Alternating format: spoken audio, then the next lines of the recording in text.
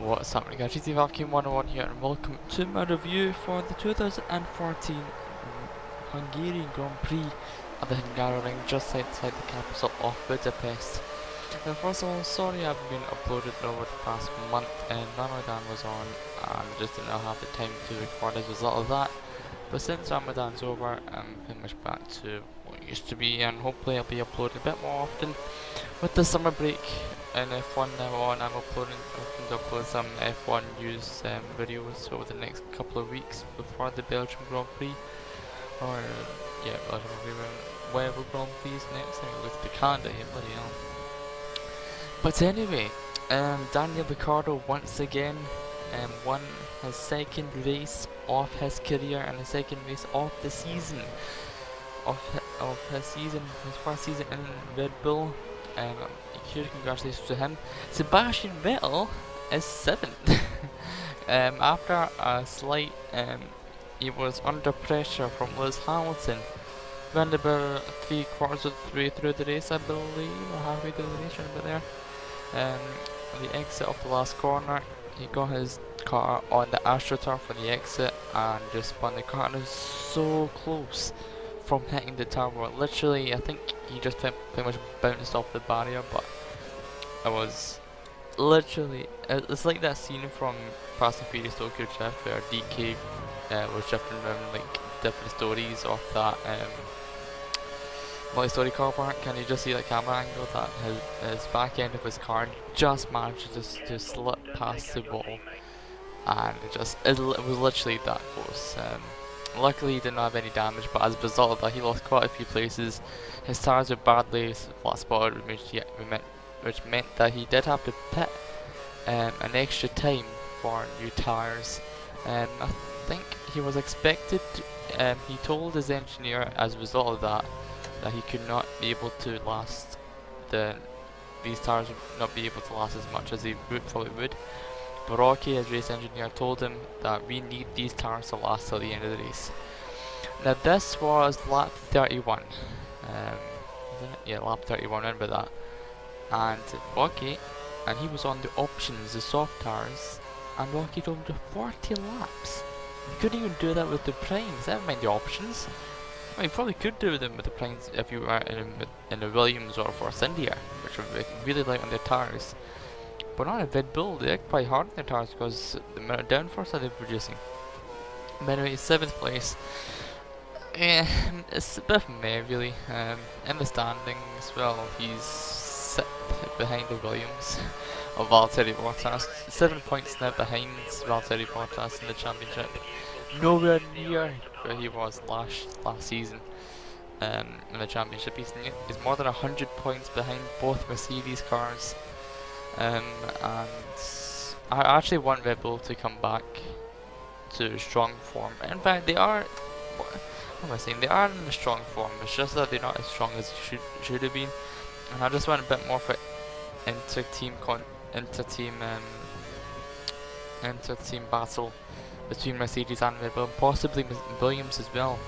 Because Williams are quite strong, and Ferrari are coming back to being strong as well. Fernando Alonso finished 2nd in the race.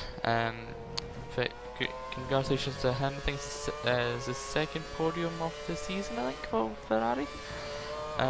Which is completely where he wasn't expecting whatsoever. And like Martin Brundle said that during the race that Alonso was not fighting for the championship, which did relieve some pressure off him, but he did have his own race to win.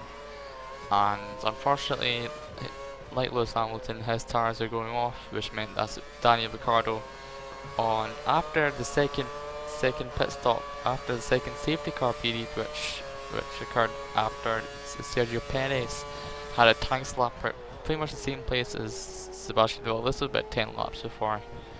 10 laps before Sebastian Vettel had his incident at the end of the last corner. Sergio Perez did the same thing, apart from he did it actually hit the barrier and his car was all pieces all over the racetrack. And they did actually put the safety car out, which comparing to last weekend in Germany, they did put the safety car out when Adrian Sutil's Sauber was just stopped on the racetrack, and it's stupid, to be honest, why they didn't let the safety car out in Germany. But anyway, what's done is done, and the FIA probably would learn from this later on in this season. Team orders once again at Mercedes, although they did say at the start of the season, when they realised that the two Mercedes drivers, Nico Rosberg and Lewis Hamilton, are very close, they said that they will not interrupt the team orders. They'll just let the drivers race with themselves, and for the team as well. But obviously, with team orders comes arguments and falling out between the drivers and the teams, and this pretty much happened here, to be honest, because I think it was around 10-20 laps, between 10 and 20 laps to go until the end of the race. Lewis Hamilton was behind Fernando Alonso, and pretty much the same strategy. They pretty much had the same strategy, and he pitted once after the second safety car. Well, actually, they pitted during the second safety car phase, and then they didn't pit in after that. Nico Rosberg and Ricardo did the same thing, apart from they pitted an extra time after the safety car, which is, I think it was around about halfway between when the safety car came in the second time and the end of the race. And that was actually the fastest strategy. Because obviously Daniel Ricciardo won. So Nico Rosberg was unhappy with Lewis Hamilton and the team, actually, because he thought that the team was being a bit too lenient, was being a bit too soft on Lewis Hamilton. He wanted Lewis Hamilton to get out of his way, so then he could battle for the win. Which you could sort of see where he's coming from in that. But he was like 1 second behind Lewis Hamilton, and Lewis Hamilton was catching up with Fernando Alonso by at least half a second per lap. But obviously that was decreasing as his time. That gap was like increasing slightly as the tires started to wear out, and when he had to stop blocking with Nico Rosberg, which is stupid. Why would Mercedes do this? And just as somebody, I'll be making a video on the Mercedes team orders, so I won't have to take too much time out of this video talking about it, because it's quite an interesting topic, and I've got some good points to make. So Nico Rosberg is happy with the safety car because he thought the safety car came out too early, because he literally pitted as soon as the safety car came out. But that was his fault, really. You can't really blame anyone for that apart from himself. Fernando Alonso, sideways body of the season. 6 retirements in the Hungarian Grand Prix. 4 crashes and 2 technical faults, I believe. McLaren were wrong with their strategy at the start of the race, because Jenson Button, well, it was a wet race at the start. It started in the wet. It started in inters, and then when the first safety car came out, because of Marcus Ericsson, went right into the barrier coming out of turn 3. A safety car came out as a result of that, and the teams decided to put on apart from McLaren, both McLaren drivers decided to put on the option tires, and I think some cars went on the primes as well, but I do know that apart from McLaren, all the teams went on the slicks.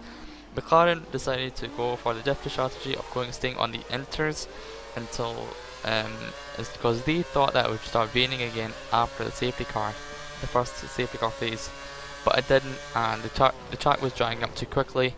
Hungary is one of those tracks where it does dry fairly quickly because of the heat, and it just wasn't working for them whatsoever. Jenson Button was making up some time. He went into first place and made up quite a substantial gap, but went about 2 to 3 second gap from Daniel Ricciardo. But a few laps later, the track was drying up too quickly. His inters were overheating. It seemed to Kevin Magnussen, and McLaren had to put the 2 cars into the pits, which really hurt McLaren's race. And as a result of that, Jenson Button finished 10th, and Kevin Magnussen finished 12th, and it was a disappointing race for McLaren. It was a silly idea to do that. You can see where they were going, but all the other teams were saying that it wasn't going to rain. McLaren apparently said on their radar that it was going to rain. It was the wrong thing to do, and hopefully they'll they'll do something throughout the summer break to make the car stronger, and hopefully they will be able to challenge for podiums and even for race wins. So that's the end of this review. Next stop in the F1 calendar after the summer break is Belgium, I believe. So, oh, it's normally Belgium. Yep, Belgium Grand Prix, 22nd of August to the 24th of August. The teams will be just trying.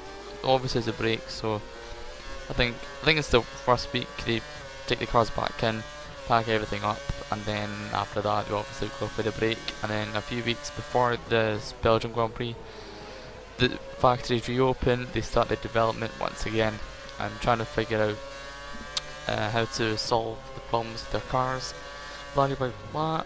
And I think it will be an absolutely titanic end to the season. This is by far one of the best F1 seasons I've ever seen in my life. Mercedes battles, team orders, controversies, reliability problems, all mixing up to make an absolutely epic F1 season to watch. An amazing overtaking as well. So yeah, that's about it for this video.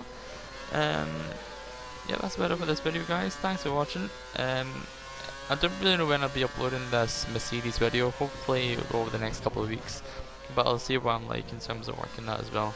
So yeah, that's the end of this video, guys. I did miss some things out, but I was in a bit of a hurry because I'm recording this on Eid Day, which is like celebration after the fast and Ramadan. So I'm in a bit of a hurry, although this is a 10-minute video, so yeah. So that's about it, guys. Thanks for watching. This has been GT Vacuum 101, and I shall see you later.